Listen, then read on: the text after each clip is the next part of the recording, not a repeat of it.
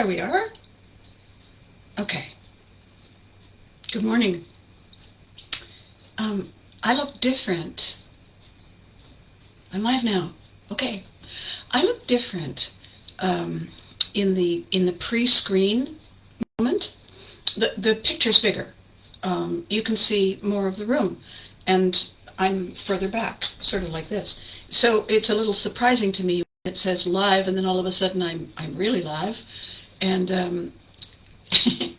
and so I'm also eager to be here and make sure that everything's going right before the time. So it's only 11 minutes past 10. And that means that you and I, if you're here watching early, because you're a keener, we have a couple of minutes before anybody else shows up. And I wanted to tell you how cool this is for me to be creating something kind of all by myself, building towards something that is going to be for all of us, that is going to be with all of us.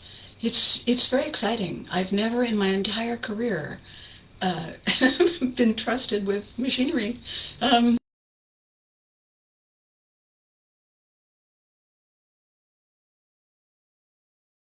Weather was okay for you. I hope things that may not be going well were not too terrible. We don't want them to be terrible. We want them to be manageable. We want us to feel good about managing all this stuff, right? So, you know what? I'm just going to jump in and hope that people are with us, because it seems like the right time to me. So, ladies and gentlemen, boys and girls, human beings of all shapes and sizes, this is the third video in a row. And do you know what is remarkable? To me, anyway, so many people are watching it. It's so exciting. I mean, they're watching it. They're saying I could do anything with this 15 minutes, and I'm going to use them on Abby. I think that's utterly incredible, and I'm very grateful, so thank you. And if you told your friends, thank you. And if you didn't tell your friends, why didn't you tell your friends? Tell your friends. And, go to figure out where the YouTube thing is and subscribe.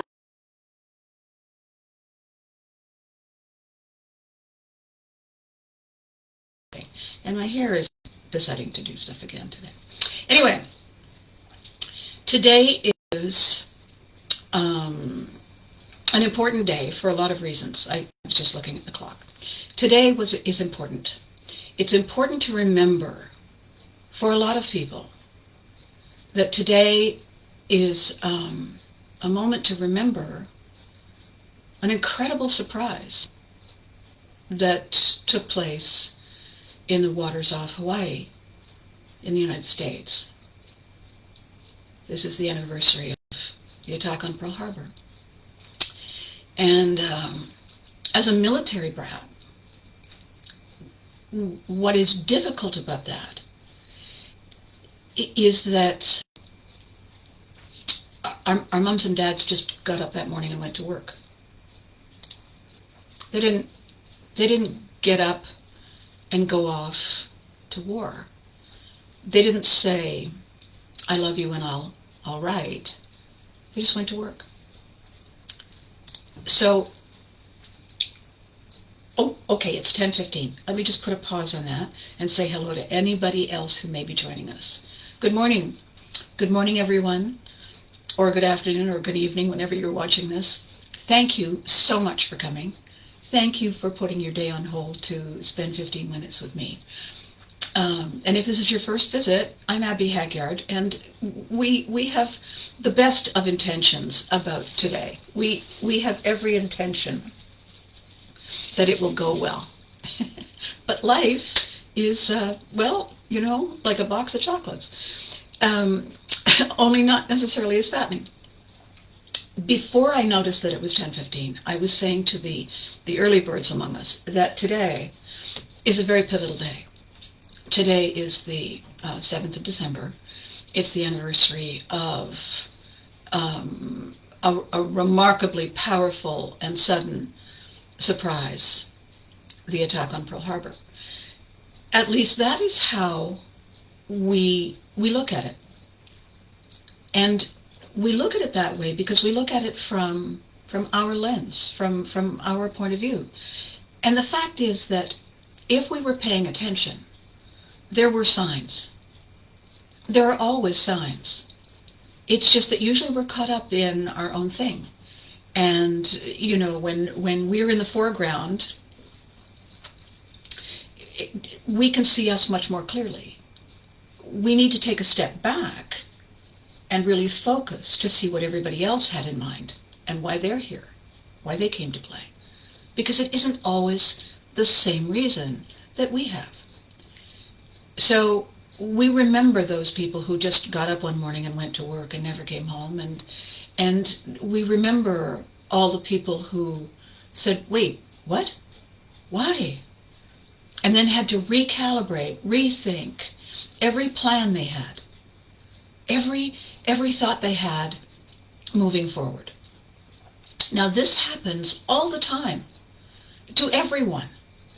And we all have our day that we will never forget.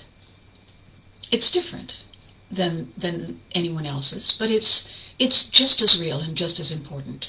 And when you're on social media, you can see this. You can see that people are saying, this is a day I'll never forget. And they don't, I hope, don't expect anyone else to feel it the same way. They just hope people will respect that they feel it. That we are all definitely in that experience together. And really that's what these 15 minutes are all about. Recalibrating how people like us do things like this in this time, in this place, in this moment. When I finished my video last week, and by the way, I hope you had a really great weekend, no matter what, I said that I wanted to talk about the fact that everything is learned behavior, that everything we do is a product of someone saying, no, not like that, left over right, take smaller steps, you can't get all of that on your fork, see, told you, except for things like blinking and swallowing and hiccuping and that, everything is something that was taught to us. Now, here's the thing. It wasn't always taught to us by people who were any good at it. You know, they thought they were because they have nothing, no context, nothing to compare themselves to. Or they do and they've said, oh, how hard, what's the worst that can happen if I teach her to do it that way? And then, you know, they get to look at it for several decades later and say, ooh, well, I didn't see that coming. So, that it is learned behavior doesn't mean we're stuck with it. We don't have to, you know, spend the rest of our lives under the bed with the rest of our relatives. We can change our behavior. We can learn something new. We can recalibrate. We can say, okay, seriously?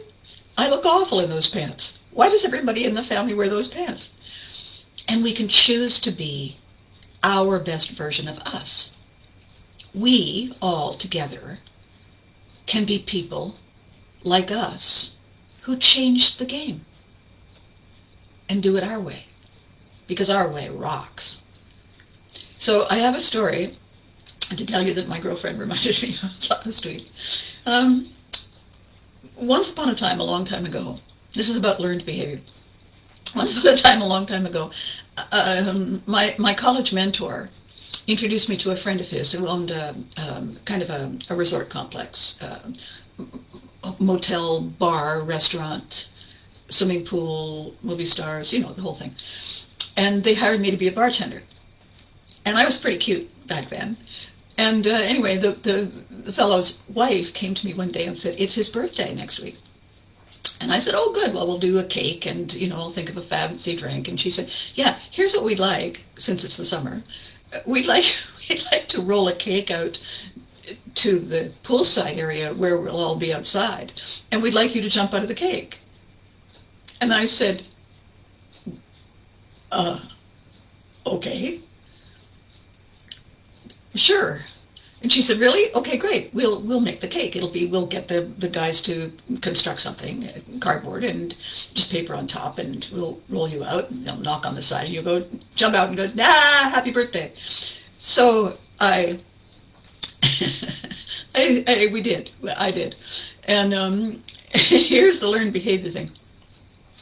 So they rolled me out on this dolly, moving furniture dolly with this precarious cardboard thing on top. I'm inside, ducked down, thinking to myself, I don't know if this was a good idea.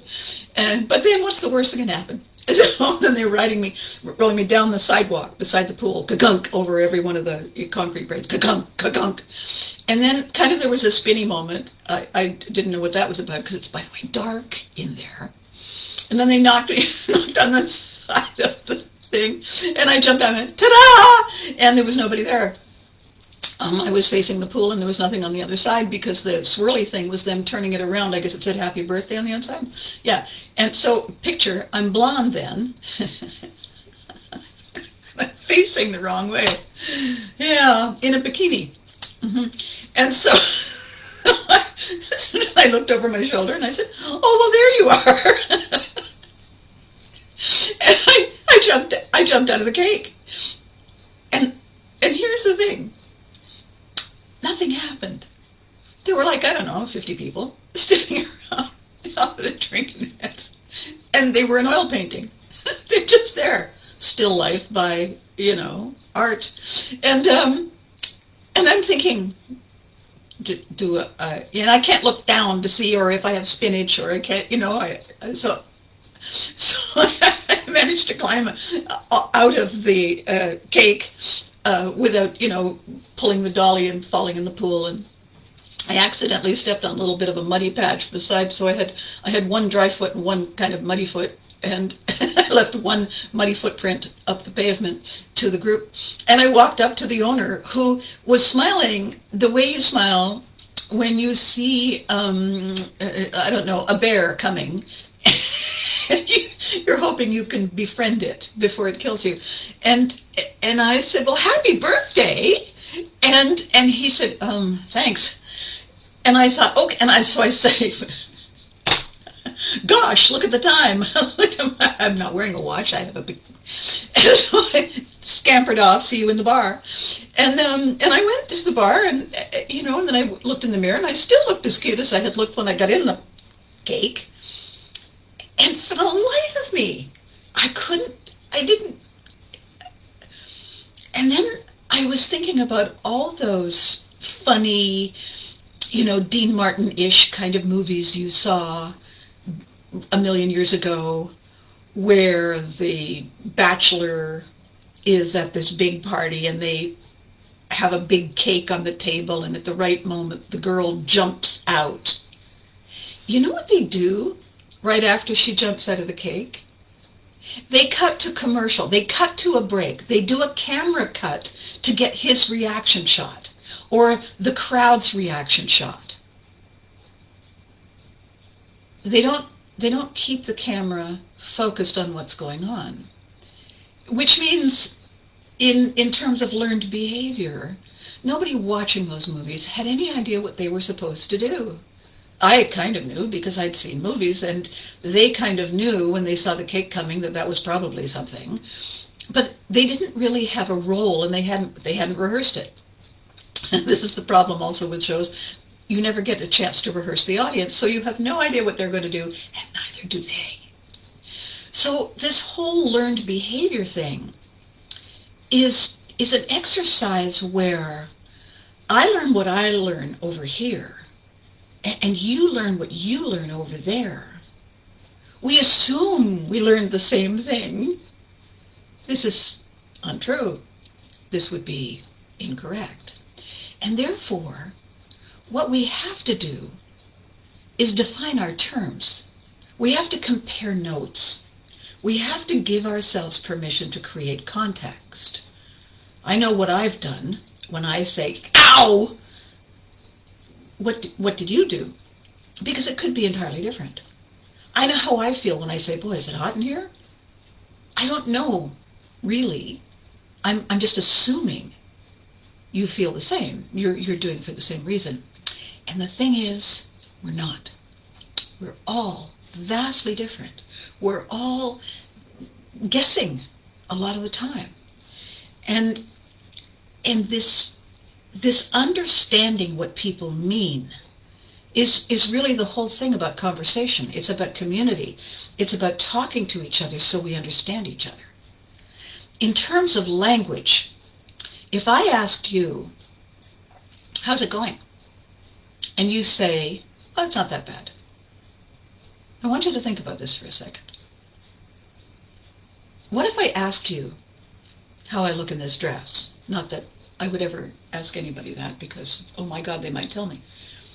If I asked you, how do I look in this dress? And you said, it's not that bad. I'm burning the dress. Immediately, I'm burning the dress. I'm also changing my name and moving someplace else because, oh great. We need to pay attention to the things we are saying and the values we are placing on things. And we need to double check with people that we're all rowing at the same time in the same direction, that we're all in this together. That's, I think, the first step in us creating this little community of people like us who are planning on doing things like this. I want you in my boat. I want us comparing and sharing our stories for Story Me TV. I want this to be a collective collaboration, entertainment that is all about us. And we can create it and watch it and share it and roll our eyes and laugh at it and think about it anytime because we're children of the world. We're not stuck in a tiny pond over here wondering about all those people over there. We're all in this together. We're all us. The last thing I want to leave you with before we go, my gosh, it's already 10:28. I wrote this book called Fame. I called it the collector's edition because that's what people do when you're famous. They collect you. And the book is fabulous, if I do say so myself. It's fabulous because you see all those faces on the back cover. Yes, many of those are my former kids. And I interviewed them all about what it was like for them, how they remembered show business from their perspective. And kind of by accident, the first time, and the second time even, I asked them what their definition of fame was. And oh my goodness, every single one of them gave me a different answer. Because fame and success is a subjective thing. We think of it like a shining city on a hill. And everybody thinks they want to be famous until they get there. Everybody thinks fame is the end of a journey. If you say to them, and then what? Well, I'll be able to do anything. I'm famous. And the fact is, that's not exactly true. All that fame does is it gives people something to point at. And if they're all the way over there, pointing at you, way over here, we aren't people like us. They're them, and you're you. And it can be very lonely. So what I want our famous plan to be is that we all get famous together. We're all in this together. Every single one of us. I'm a little more famous in the moment, but then I started sooner. And I have every confidence in you that you're going to catch up. You may even pass me. Just don't pass on the inside, okay? Well, this was amazing. It's 10:30. 15 minutes goes by fairly quickly, doesn't it? I'm going to be back on Thursday. Before I go, I want to say two things. I want to say thank you to everyone who is watching these videos. Thank you to everyone who is subscribing to my brand new YouTube channel. Thank you to everyone who is saying they like it and commenting. We have to have comments happening. Thank you. Let's keep building it. We'll do it quietly, understated. We'll just sneak up on everybody and conquer the world. That's how we Vikings do it. Okay? Have a great day. Have a great Wednesday. And I'll see you on Thursday.